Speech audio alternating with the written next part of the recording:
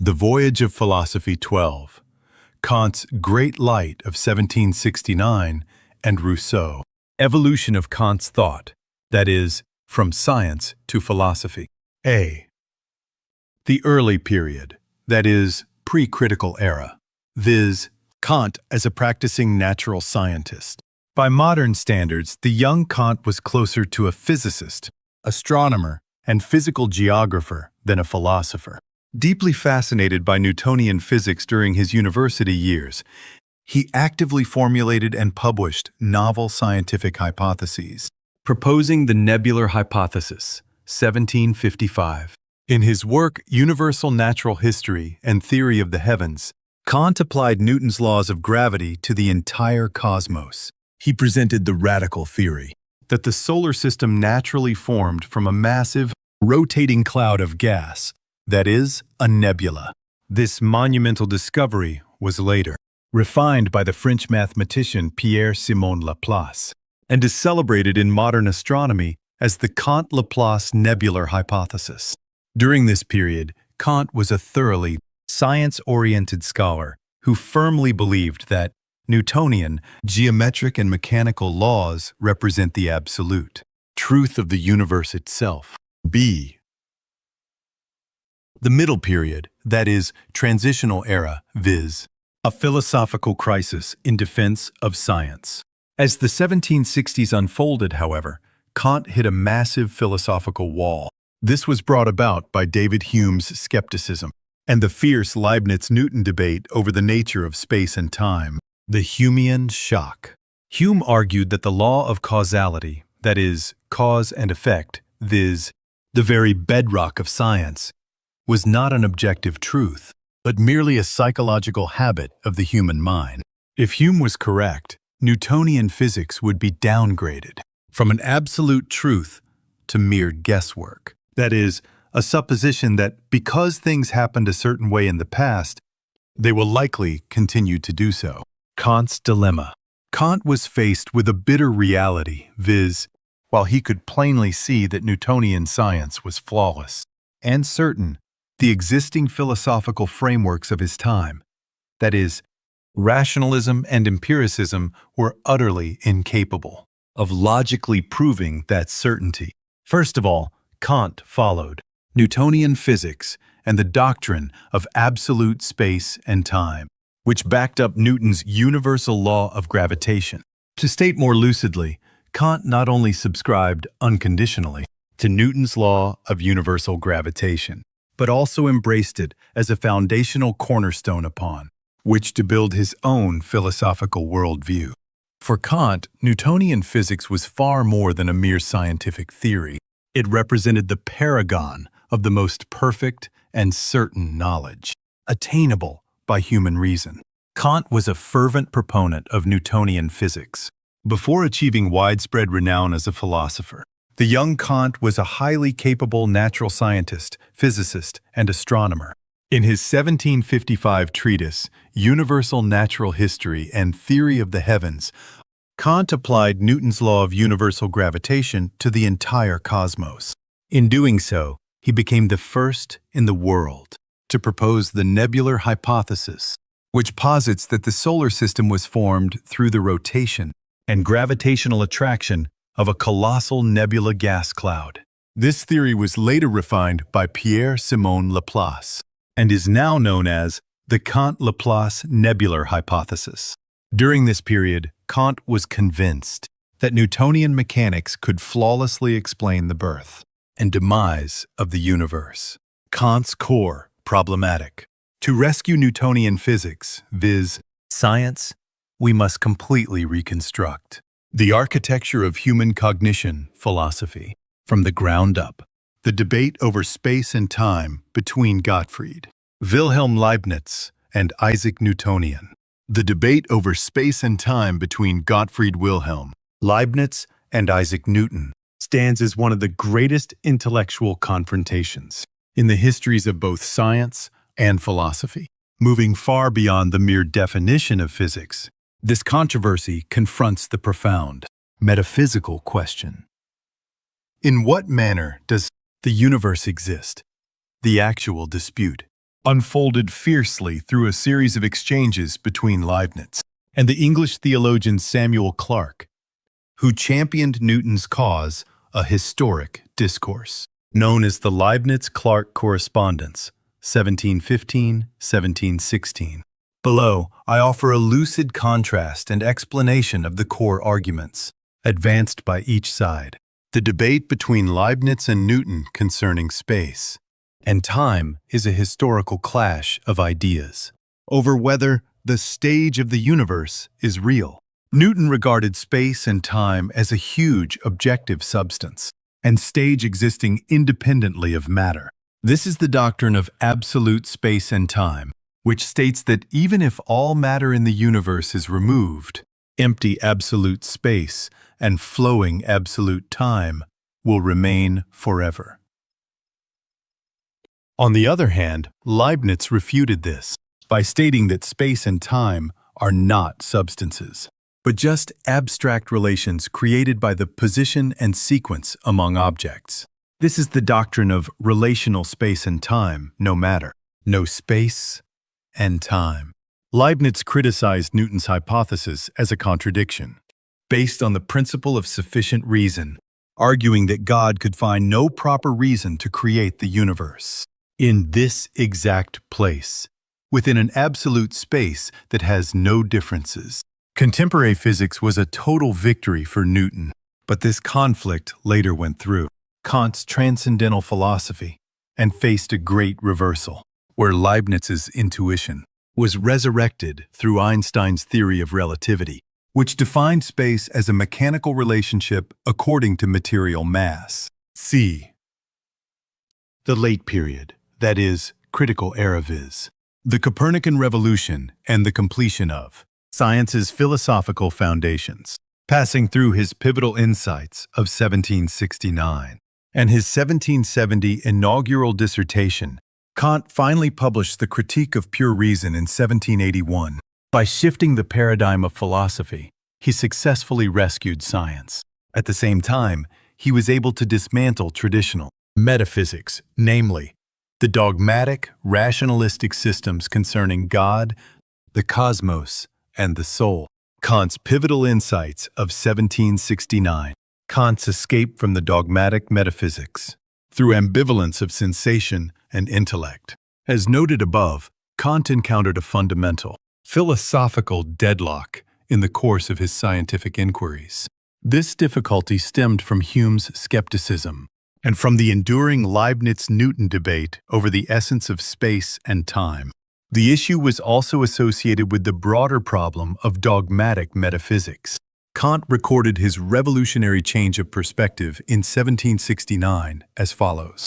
I sought the honor of erudition and felt an untimely avarice for it, or rather a certain vain striving to shine therein. The year 69 gave me great light. I tried to see whether the propositions of metaphysics could not be proven, in the exact same way as mathematical propositions, and I found that this was not possible. I saw that many propositions we held to be magnificent were deceptive, and that while moral laws are indeed demonstrable, the speculative propositions of metaphysics could never be so. Kant, Reflections. Source.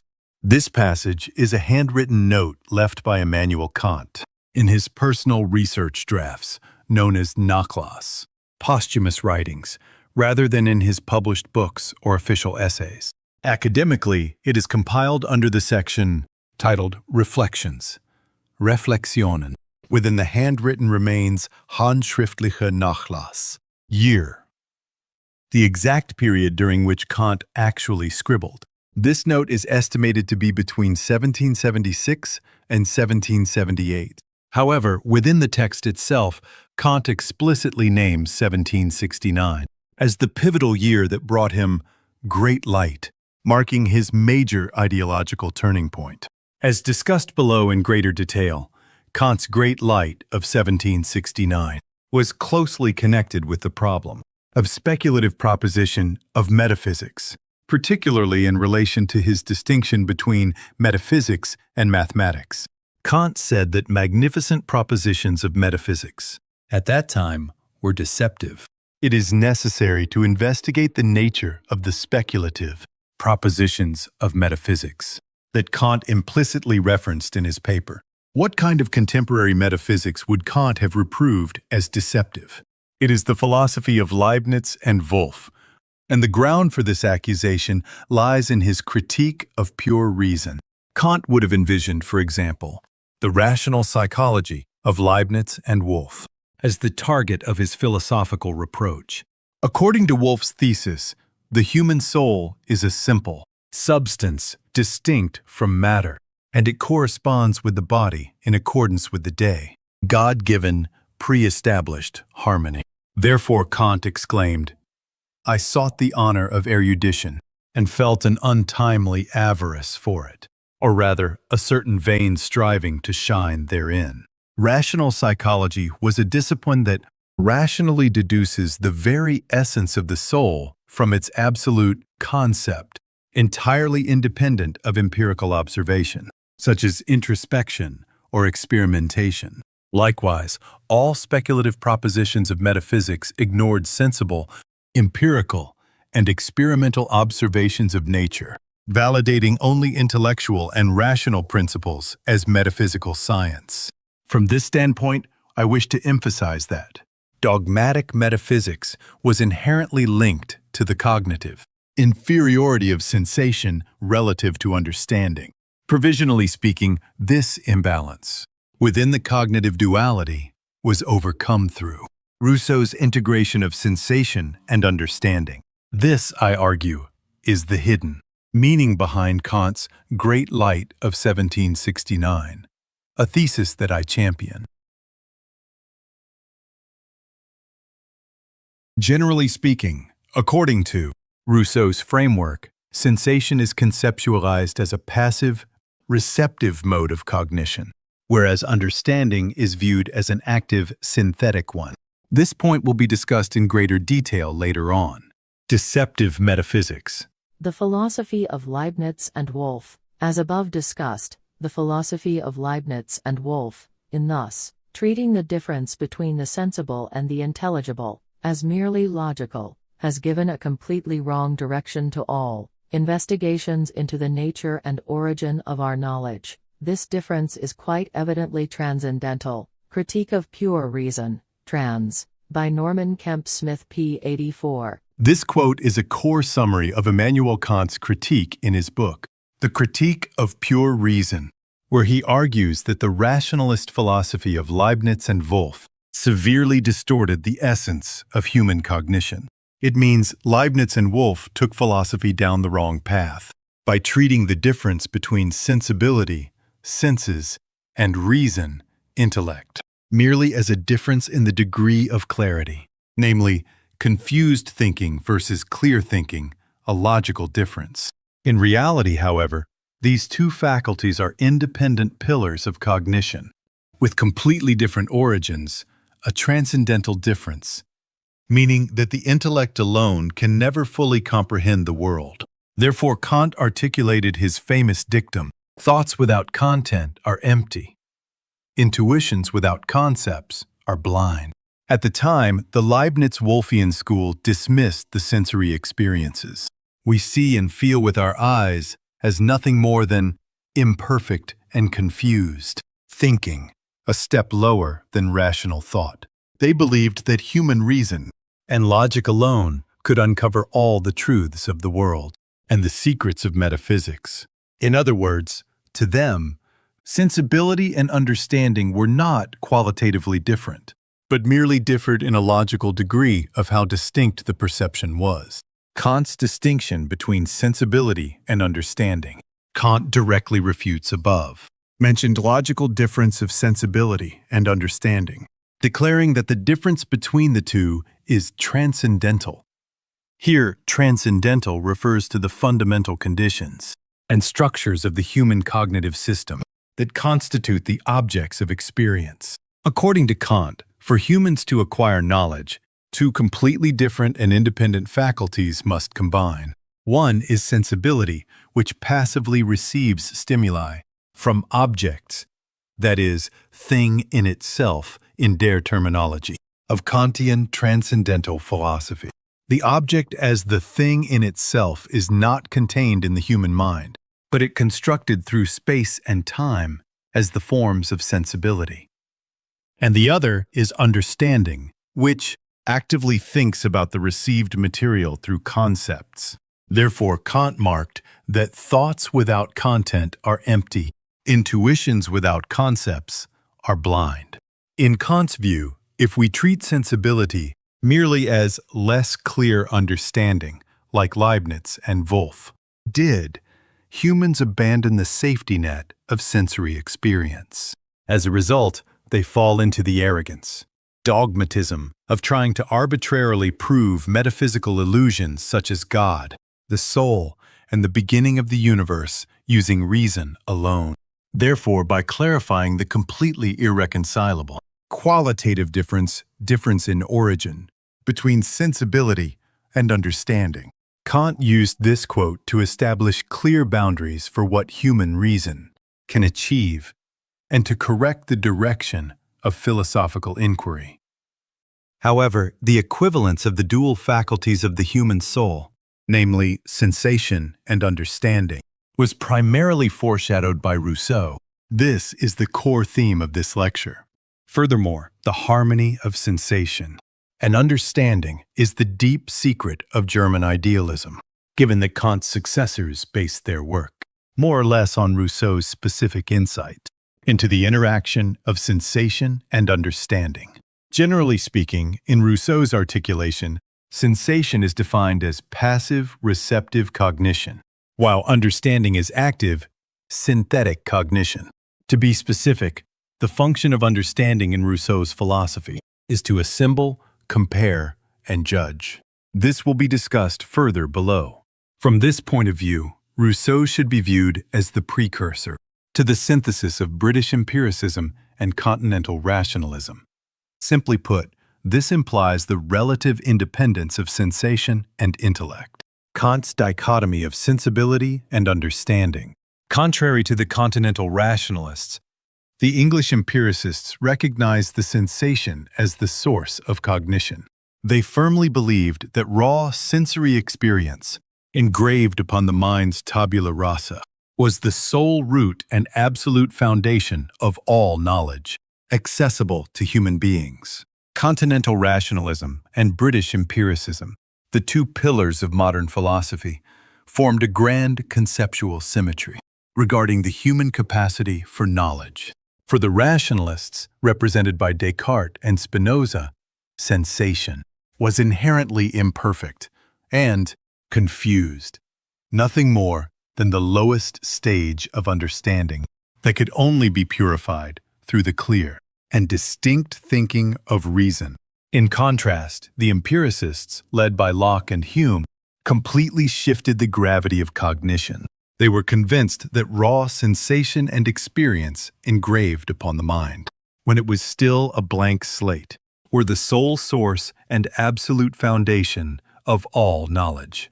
For them, the understanding was not an active subject that created truth, but merely a secondary and passive processing mechanism that sorted and combined the raw materials, provided by sensation after the fact. Ultimately, the philosophical conflict of Continental Rationalism and English empiricism represented two great currents of thought that would flow separately until finally merging into the vast river of Immanuel Kant's critical philosophy, which was, however, anticipated by Rousseau's fundamental conviction of the interdependence of sensation and understanding.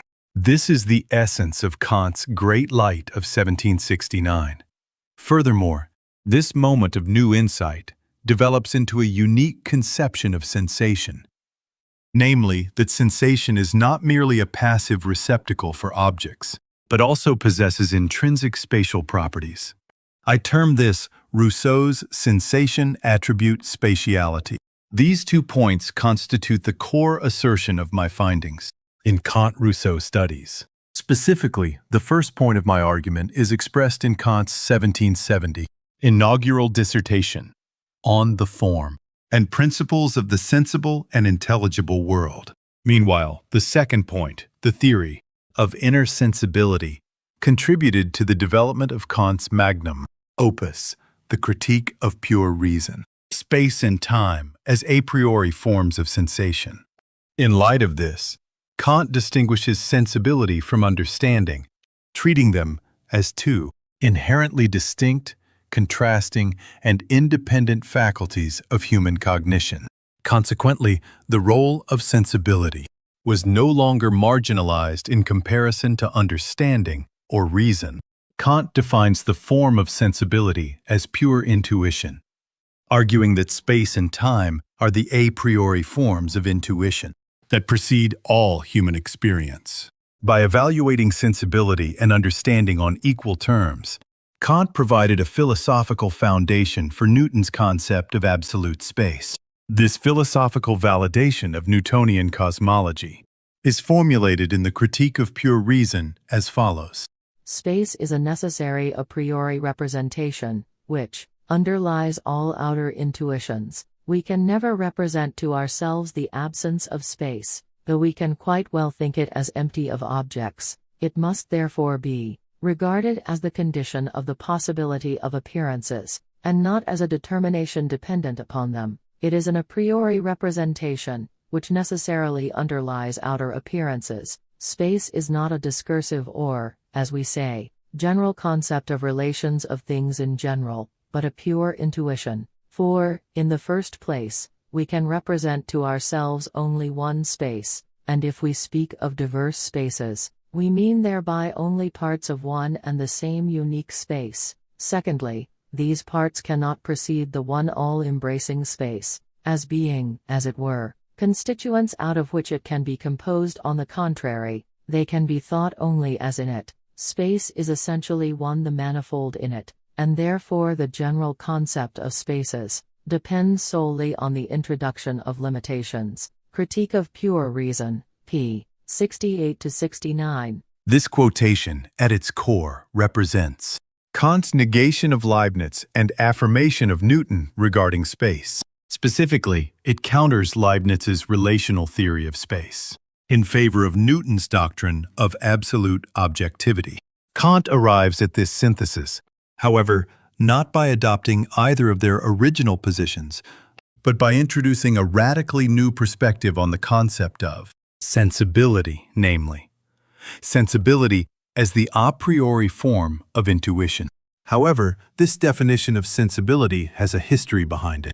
As referred to above, Rousseau's theory of the inner sensibility of space foreshadowed the Kantian definition of sensibility. Sensible things are composed not merely of inherent qualities, such as color, sound, and density, but also of interactive qualities such as distance and three-dimensionality.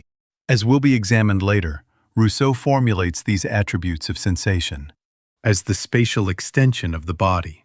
For this reason, Kant declared that space is a necessary, a priori representation, which underlies all outer intuitions. Representation means, in Kant's philosophical terminology, merely a thing that exists, whether it is subjective or objective. Space, as the representation underlying all outer intuitions, is thus like a thing in itself. This configuration of space can indicate nothing but the concept of absolute space by Newton. Therefore, Kant counters the relational theory of space by Leibniz. Space is not a discursive or, as we say, general concept of relations of things in general, but a pure intuition.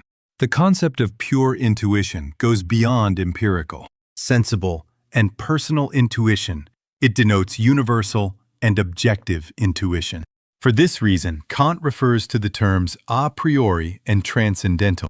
Immanuel Kant's Great Light of 1769 is commonly interpreted as a decisive turning point in his philosophy, and it is deeply connected with the later problem of antinomy.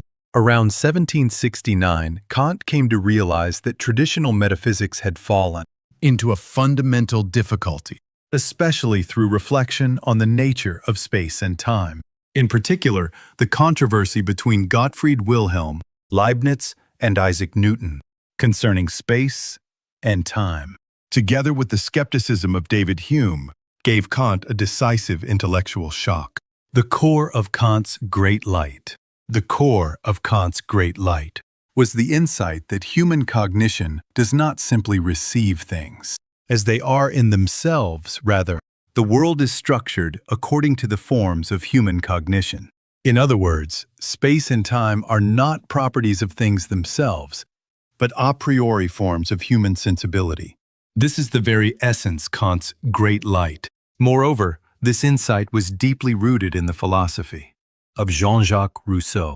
As investigated above, the essence of space and time was one of the pivotal problems in relation to the Newtonian world of dynamics. There were two competing views regarding the concept of space and time: the absolute view and the relative view. Kant, as a follower of the Newtonian cosmology, was totally attracted to the absolute character of space and time, championed by Newton. Kant applied Newton's law of universal gravitation to the entire cosmos. During this period, he was convinced that Newtonian mechanics could flawlessly explain the birth and demise of the universe. However, Leibniz's critique of Newtonian mechanics and Hume's skepticism toward science and metaphysics led Kant toward a skepticism of science and philosophy. Newton viewed space and time as a vast objective reality and a backdrop, functioning independently of matter. His absolute theory of space and time claimed that, even if all cosmic matter were annihilated, a vacant absolute space and a progressing absolute time would remain forever.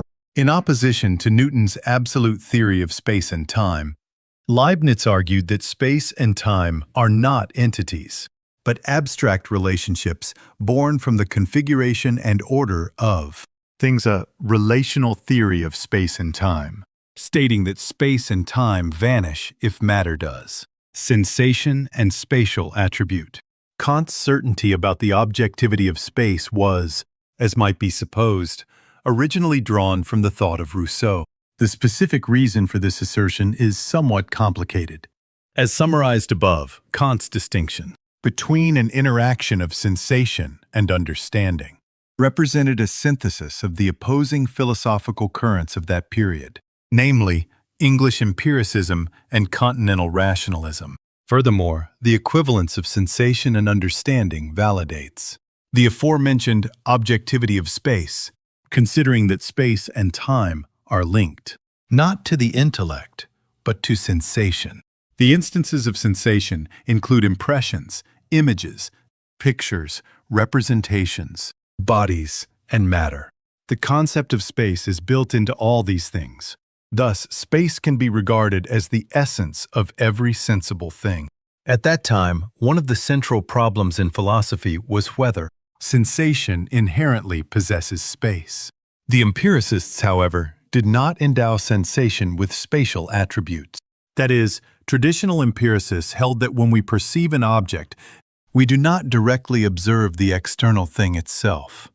Rather, we encounter the sensations or impressions it produces within our minds. From this perspective, raw sensation in itself, such as a red hue, a piercing pain, or a high-pitched sound, possesses no intrinsic spatial extension or geometric properties. That is to say, sensations are merely qualitative data presented to the mind. George Berkeley's New Theory of Vision. In his work, An Essay Towards a New Theory of Vision, Berkeley argued that what we perceive through sight is merely a flat arrangement of colors, sensations. Spatial properties, such as distance or three-dimensional depth, are learned post-experientially, resulting from the repeated association of visual sensations with tactile experiences.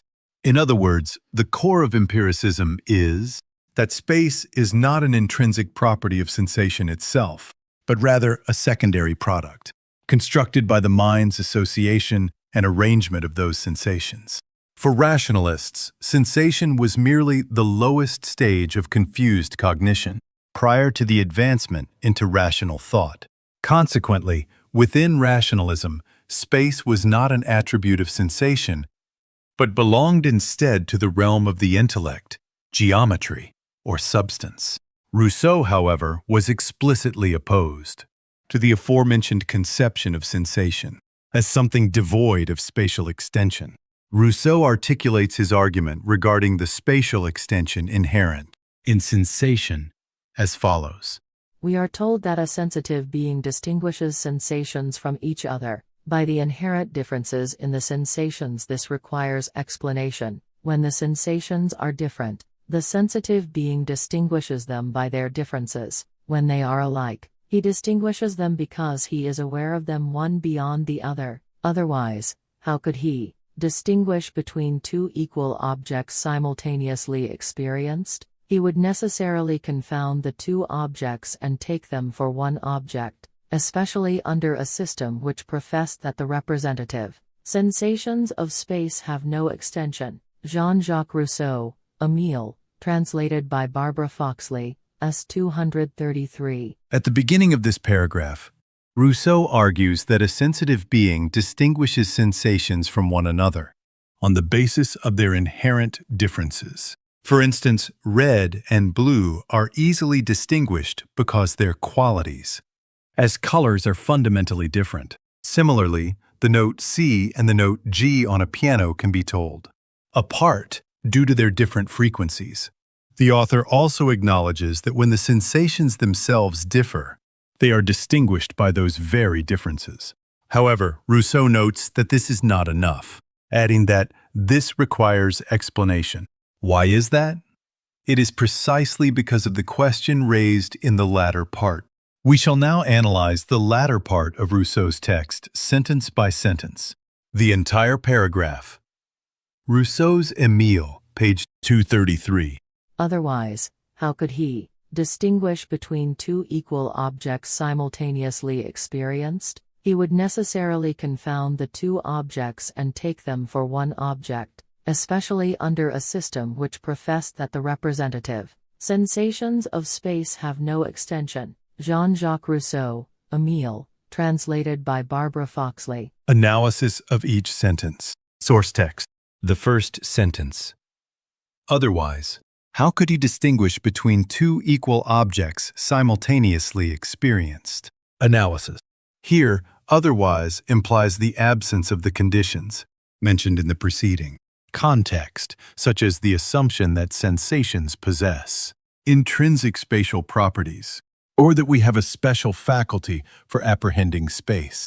When there are two objects identical in both shape and quality, the only way we can know they are distinct entities is through the fact that they occupy different positions. The second sentence. He would necessarily confound the two objects and take them for one object. Analysis. If we lacked the faculty to perceive objects by dividing them spatially, two identical stimuli entering the mind would inevitably overlap. Consequently, this implies that we would confound them, mistakenly perceiving only a single object instead of two. The third sentence, under a system which professed that the representative sensations of space have no extension. This is the very crux of the critique. If we follow a system asserting that sensations within our mind possess no spatial extension, the sensations, simultaneously produced by two identical objects, would completely overlap in the mind. Because they lack spatial locus, they cannot be placed side by side. Therefore, the argument points out a theoretical contradiction under that system. We would be fundamentally unable to distinguish between two identical objects. This passage challenges the empirical view that sensations possess no intrinsic spatial properties, arguing that if our mental representations lacked spatial extension, we would be theoretically incapable of distinguishing between two identical objects, experienced at the same time. Since two completely equal objects share the exact same inherent qualities, such as shape, color, and texture, the only way to perceive them as two distinct entities, rather than a single, confounded blur, is through their separation in space. By pointing out this logical flaw, Rousseau demonstrates that a system denying extension to our sensations fails to account for how we navigate reality, thereby implying that spatial awareness, or the capacity to arrange sensations, one beyond the other, must be an inherent foundational framework of our perception, rather than a mere afterthought. Conclusion. Rousseau is the founder of sensation-attribute spatiality. As analyzed specifically above, Rousseau is to be recognized as the founder of the sensation-attribute spatiality theory. However, this theory, that spatiality is an attribute of sensation itself, is usually very difficult to follow. After all, we commonly think of sensations or impressions as things residing purely within our minds. Normally, we separate the impression from the object. The sensation is inside, and the object is outside. Therefore, this sensation-attribute spatiality theory is something that only a few philosophers can naturally understand. At any rate, Rousseau's insight gave Kant his famous Great Light of 1769, which later sparked his Copernican revolution. As you might expect, it was a long journey, stretching from Rousseau's discovery of spatial sensation, passing through Kant's Great Light of 1769, and finally leading to that monumental achievement, the Critique of Pure Reason. Rousseau's sensation-attribute spatiality theory and Kant's a priori form of space. Rousseau's spatial sensation theory is not in itself sufficient. It needs to be further explicated. First of all, we can envision that the nature of spatial sensation is private, empirical, and a posteriori. Further, the spatiality of sensation is thought of as internal. The transcendental aesthetic as theory of space and time. This line of Kantian thinking is lucidly manifested later in his masterpiece, The Critique of Pure Reason, as follows. In The Critique of Pure Reason, 1781, specifically within the section titled The Transcendental Aesthetic, Immanuel Kant introduces a revolutionary theory of space and time.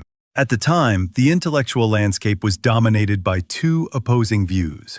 Isaac Newton's absolute theory, which treated space and time as independent, objective, container-like realities, and Gottfried Wilhelm Leibniz's relational theory, which viewed them as mere abstract relations, derived from the coexistence and succession of material objects. Kant executed what he termed a Copernican revolution in philosophy by rejecting both positions, arguing instead that space and time are not external realities at all, but rather the internal structural conditions of human cognition. Kant represents this nature of space and time as a priori, transcendental. The predicates of a priori and transcendental articulates, the universal and necessary nature. Consequently, we, as humans, have universal nature of sensibility, which reflects not the empirical configuration of space and time, but the necessary and inherent structure of the reality, that is, thing in itself. Therefore, the sensibility corresponds with thing in itself. However, the representation reflected in human internal sensibility is not thing in itself. This representation is called appearance, phenomenon, which is the object of physics. The thing in itself is impossible to reach. It is beyond our faculty of cognition. Kant's development of Rousseau's inner sensitivity. Kant, however, developed Rousseau's embryonic idea of the active inner sensibility into his own formal structures of a priori sensibility, the determination of space and time. In essence, Kant tried to solve the problem of space and time at that time, regarding the objectivity of Newtonian physics, while adapting to Rousseau's foundation of active sensibility. Kant's theory of sensibility as the a priori form of space and time is presumably an alteration of the active performance of internal, subjective sensation. We have previously observed that Leibniz defines space in purely relational terms, regarding matter and bodies. In this view, the concept of space possesses no independent or absolute existence, rather. It depends entirely on the relations between material objects such as front and back, or up and down. To Leibniz, space is merely an abstraction of these coexisting relations of matter, meaning that the definition of space is ultimately an attribute of matter. By extension, the same logic applies to the concept of time. Spatial relations of matter can be, however, transformed into the intellectual movement of the 16. Mind, that is, the assembly, transport, rearrangement, comparison, and superimposition between matter and bodies. Rousseau ascribed this sort of rearrangement to the active function of the subject, namely, the I. At any rate, the relational aspect of space and time belongs to sensibility, and further to the movement of sensibility. The concept of sensibility implies in itself the manifold of sensation and the fleeting of time. Rousseau pays attention even to the community of senses, namely synesthesia, Kant's transformation of inner sensation by Rousseau into the forms of sensation, that is, space and time. Once space and time are conceptualized as forms of intuition, Kant's justification of Newtonian physics becomes possible. As a rigorously science-minded scholar, Kant maintained unwavering conviction that Newtonian geometry and mechanics captured the absolute truths of the cosmos. The epoch-making secret of Kant's criticism. Rousseau presents a profound reflection on space and time as the form of human sensibility. In Émile, or On Education, especially in the section known as the Profession of Faith of the Savoyard, Vicar Jean-Jacques Rousseau presents a profound reflection on sensibility and understanding. Rousseau does not regard human beings as purely rational creatures governed only by abstract intellect. This view of the nature of human intellect reflects the idea of Leibniz. Instead, he argues that feeling, conscience, and immediate inner awareness are fundamental dimensions of human existence. The Savoyard vicar repeatedly emphasizes that the deepest truths are not discovered merely through speculative reasoning, but through an inward sentiment grounded in nature itself. Dualism of sensation and understanding. And Kant's 1770 Latin inaugural dissertation. Immanuel Kant's 1770 Latin inaugural dissertation on the form and principles of the sensible and intelligible world marks the decisive turning point, connecting his early work to his later critical philosophy. Here, Kant introduces the germinal core of transcendental philosophy. Human cognition is not a passive reception of external objects, but is structured by the intrinsic forms of the human mind itself. The dissertation's most important feature is the distinction between the sensible world, mundus sensibilis, given through sensibility, and the intelligible world, mundus intelligibilis, grasped by the intellect.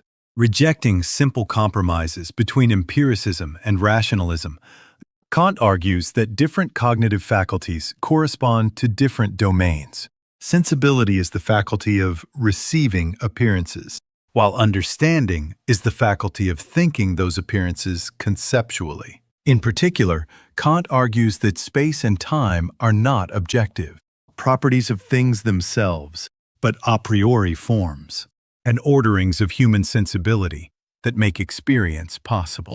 Every object and event is inherently apprehended within spatial and temporal relations.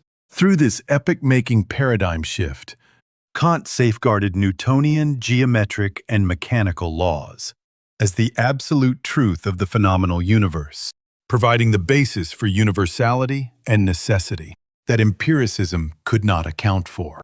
Mathematics possesses necessary truth precisely because space and time are a priori sensory forms. Finally, the dissertation emphasizes that, while sensation provides what is given, the intellect is required to impose conceptual order and determine what an object is.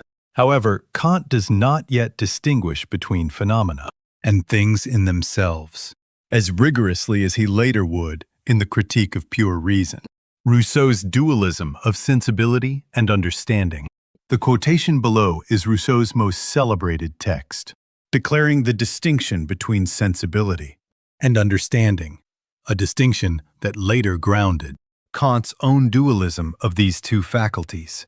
To perceive is to feel, to compare, is to judge and to feel are not the same thing. By sensation, objects present themselves to me separated, isolated, such as they are in nature. By comparison, I move them, I transport them, I place them, one upon another, to decide on their relations, their space, and their connections, as I am not merely a passive receptacle for sensations, but an active force. That latent power within me synthesizes and judges these relations. Jean-Jacques Rousseau, Emile, or On Education. Rousseau thinks of sensation as a simple being that is, a thing to be perceived. Being is merely received and perceived, much like a mononuclear atom.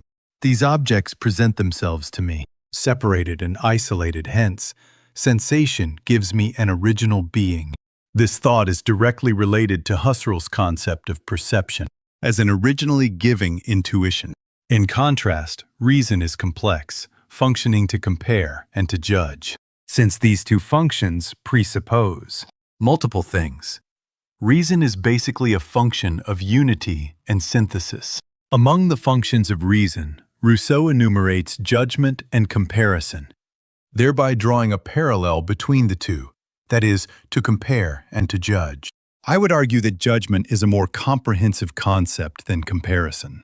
In Rousseau's philosophy, epistemologically and logically, the use of judgment is fundamentally in the form of A is B. For example, Socrates is a man. Comparison is a specific type of judgment. For example, Simmias is taller than Socrates. At any rate, judgment and comparison are both functions of reason, viz., the understanding. Rousseau's concept of comparison through moving, transporting, and placing. Jean-Jacques Rousseau's notion of comparison recalls Plato's account of the relational character of the ideas. In Phaedo, Socrates employs the example, Simmias is taller than Socrates, in order to demonstrate how a thing may possess opposed yet relative determinations. Since Simmias is taller than Socrates but shorter than Phaedo, he participates simultaneously in both tallness and shortness. These forms are not fixed predicates mechanically attached to an individual. Rather, they dynamically disclose themselves through relational comparison. Thus, the ideas of tallness and shortness move, as it were, through the relation itself, manifesting the determinate stature of the individual, namely, Simmias. For this reason, Rousseau could say, by comparison, I move them, I transport them, I place them one upon another to decide on their relations, their space, and their connections. In the 1770 dissertation, there still remains a trace of rationalist metaphysics insofar as Kant suggests that the human intellect may, in some sense, grasp the intelligible world. Later, however, Kant radicalizes this position and argues that human beings can know only appearances, never the thing in itself, Ding an sich. This is precisely why the dissertation is so important. Kant sharply distinguishes sensibility from understanding, while simultaneously discovering the active structure of human cognition. The human mind is not merely a mirror, reflecting the world passively. Rather, it constitutes the world within certain forms. This marked a fundamental transformation in modern philosophy.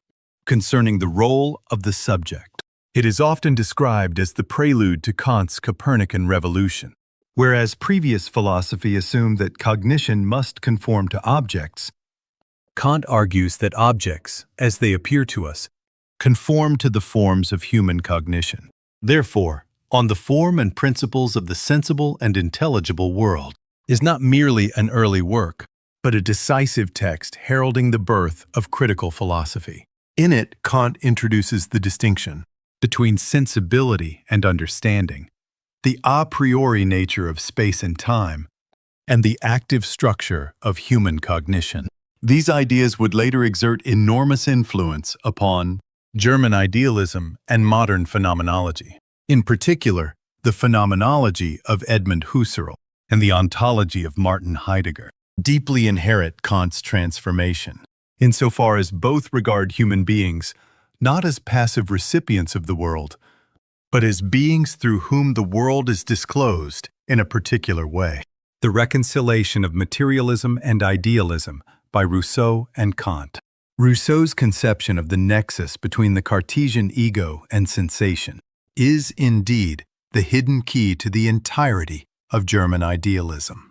However, Rousseau transformed the Cartesian cogito into a sensory cogito, wherein the sensory cogito accompanies all sensations. Sensation devoid of the assembling and judging functions of the eye does not constitute human cognition, insofar as raw outer sensation alone lacks epistemic value, namely, the capacity for truth or falsity.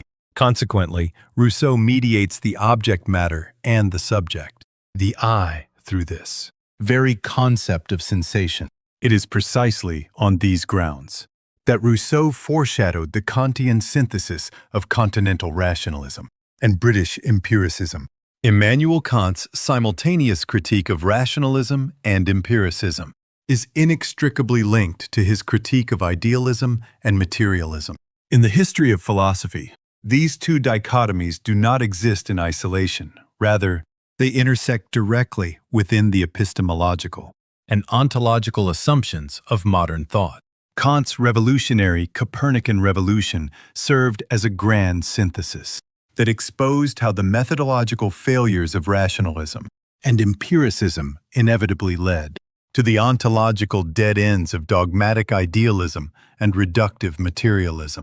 To begin with, Kant's critique of rationalism directly targets the pitfalls of dogmatic idealism. Rationalism, championed by thinkers like Descartes and Leibniz, posited that pure reason alone, independent of sensory experience, could attain absolute truth about reality.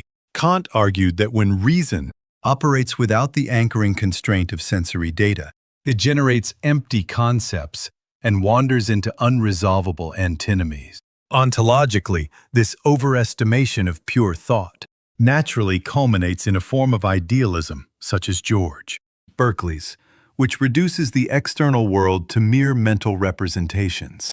By demonstrating that human reason cannot know things in themselves without empirical input, Kant dismantled the rationalist illusion that the mind can spin reality out of its own logical structures.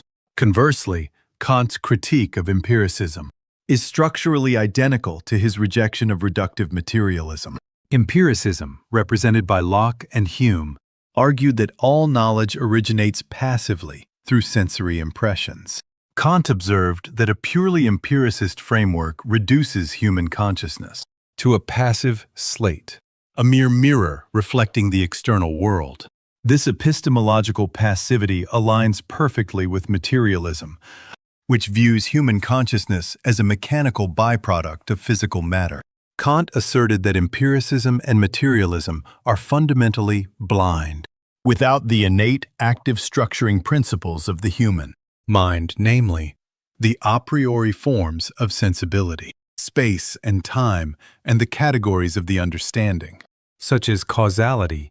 Raw sensory data remains a chaotic, unintelligible flux. Ultimately, Kant's famous maxim, "Thoughts without content are empty, intuitions without concepts are blind," serves as a dual critique of both axes. Thoughts without content describes the empty speculations of rationalism and the airy abstractions of idealism. Intuitions without concepts exposes the blind passivity of empiricism and the mechanical reductionism of materialism by arguing that knowledge requires both the objective affection of an external reality, the materialist empiricist requirement, and the active cognitive synthesis of the subject, the idealist rationalist requirement. Kant bridged these warring traditions. His transcendental idealism successfully demonstrated that metaphysics must acknowledge both the reality of the external world and the active sovereignty of the human mind, the assembling I of Rousseau and the I think of Kant. Immanuel Kant's philosophy was, as above explicated, a monumental epistemological turn that simultaneously exposed the limitations of both modern materialism and idealism. seeking to transcend them both. Ultimately, Kant's critique is beautifully encapsulated in his famous maxim, thoughts without content are empty. Intuitions without concepts are blind. In this view, materialism had fallen into a blind lack of concepts, while idealism remained trapped in a contentless emptiness. By synthesizing the subject's active capacity for construction, the idealist dimension with the objective affection of the external world, the materialist dimension, Kant, superseded the opposition of these two extremes and established a definitive new milestone in modern epistemology. Prior to Kant, Rousseau sought to supersede the opposition between the two extremes of metaphysics, namely idealism and materialism, remarking in Emile. Thus all the disputes between idealists and materialists signify nothing to me, their distinctions between the appearance and reality of bodies being chimerical. Kant's configuration of transcendental idealism reconciled materialism with idealism. The most important element in Kant's renewed idealism is actually all the sense data, including function of the subject, I think, which he endowed with the name of transcendental apperception. Kant's concept of I think is different from Descartes' thinking. I, that is, ego, cogito, ergo sum. Kant's terminology of I think is, in essence, the sensory cogito, which assembles and compares the external things. Rousseau admits the external things as real. In this regard, he is materialist. However, he acknowledges the role of intelligence ego in composing the world. That is, he is idealist. Rousseau reconciles the materialism and the idealism. Now everything that I perceive out of myself, and which acts upon my senses, I call matter, and those portions of matter, which I conceive are united in individual beings, I call bodies. Thus all the disputes between idealists and materialists signify nothing to me, their distinctions between the appearance and reality of bodies being chimerical. Emile. Here mentioned reconciliation of idealism and materialism is exactly the same as Kant's position about two parties of philosophy.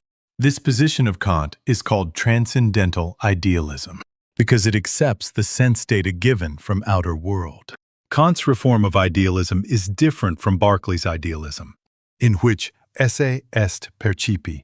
The transcendental idealism reconciles materialism with idealism, as by Rousseau. The most important element in Kant's renewed idealism is actually all the sense data, including function of the subject, I think. It must be possible for the I think to accompany all my representations. Critique of Pure Reason, B. 131. Kant's thesis that the I think must accompany all my representations refers more closely to Rousseau's concept of the assembling, than to Descartes' formulation of ego cogito ergo sum. In fact, Kant engages with Rousseau's philosophy covertly and intensively within the pivotal section on the transcendental deduction of the pure. Concepts of the Understanding Critique of Pure Reason, A84b 116.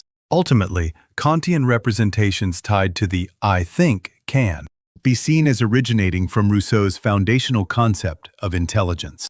Rousseau said about the power of the mind, which assembles and compares my sensation. By Rousseau, this power of assembling and comparing my sensations exists in me, not in the objects of those sensations. This thought of Rousseau is formulated as follows. Whatever name be given to that power of the mind, which assembles and compares my sensations, call it attention, meditation, reflection, or whatever you please, certain it is that it exists in me, and not in the objects of those sensations. It is not they which compare themselves, it is not they which form relations, it is I who compare them, I who perceive their relations. Jean-Jacques Rousseau, Emile, trans. Barbara Foxley, London, Dent, 1911, Book 4. Rousseau's thesis that the intelligence assembles and compares my sensation refers to Kant's thesis that I think, which is formulated as transcendental apperception. Kant intensifies above all the function of combination in understanding. The representation of combination is not given through object. The role of combination is an act of the self-activity of thinking I.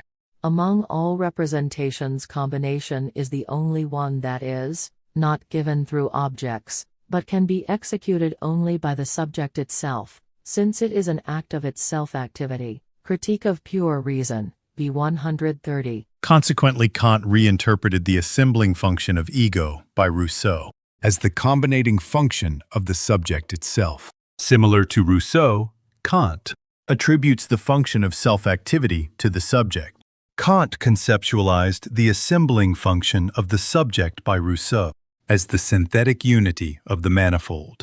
This is the great contribution of Kant to the development of philosophy. He identified this assembling function of the mind with the synthetic unity of the manifold of sense data through self-consciousness, namely transcendental apperception. Furthermore, Kant posits the concept of unity as the absolute ground of all combination and assembly, arguing that the very concept of combination presupposes an underlying unity. Kant formulates this process as follows. Combination is representation of the synthetic unity of the manifold. The representation of this unity cannot, therefore, arise out of the combination. On the contrary, it is what, by adding itself to the representation of the manifold, first makes possible the concept of the combination. This unity, which proceeds a priori, all concepts of combination, is not the category of unity. 10 For all categories are grounded in logical functions of judgment, and in these functions, combination, and therefore unity of given concepts, is already thought. Critique of Pure Reason, BI 31. Here, the Kantian ontology of the one and the many emerges. According to Kant, there are three distinct strata of entities: the manifold, combination, and unity. While the manifold corresponds to external sensations, both combination and unity reside within us, that is, within the soul. Crucially, combination does not derive from the manifold. Rather, the former is conceptually prior to the latter. Furthermore, unity precedes combination. Kant thus articulates that unity is that which, by adding itself to the representation of the manifold, first makes the concept of combination possible. In other words, it is unity that transforms the chaotic manifold into a structured combination. This metaphysics of the one and the many will develop into the system of the German idealism.